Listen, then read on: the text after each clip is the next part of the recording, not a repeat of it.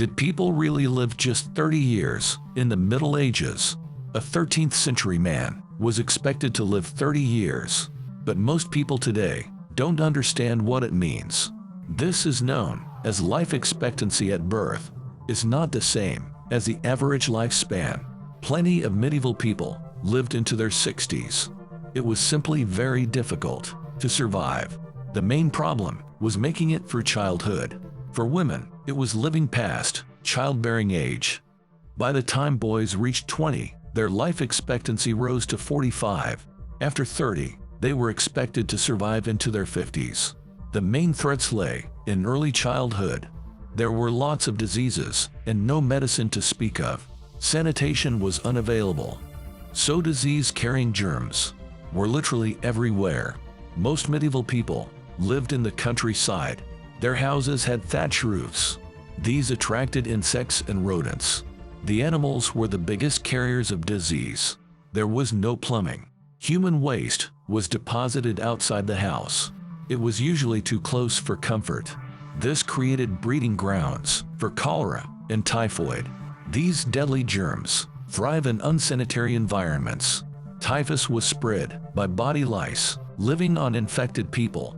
But diseases weren't the only life-threatening factor.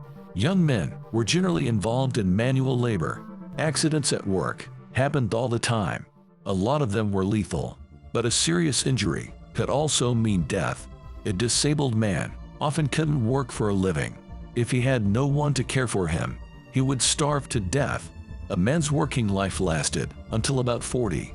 If a man made it past that age, he could grow old. There's a common misconception that people at the time didn't bathe.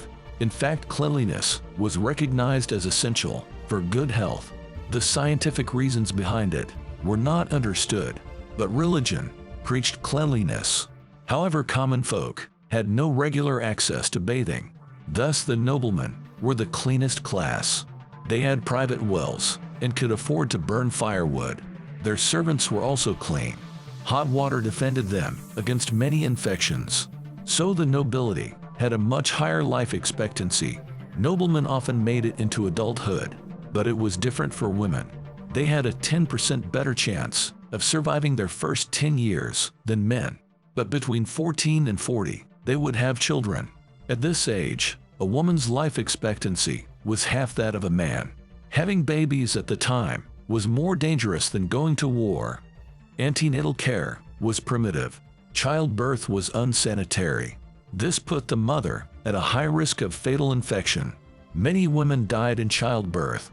Complications in the birth were frequently fatal. Medieval midwives had no medical knowledge. But after 40, women's life expectancy exceeded that of men. There were other health threats as well. Catching a cold could be fatal. There was no treatment for pneumonia. Food poisonings were common. There were no real medicines.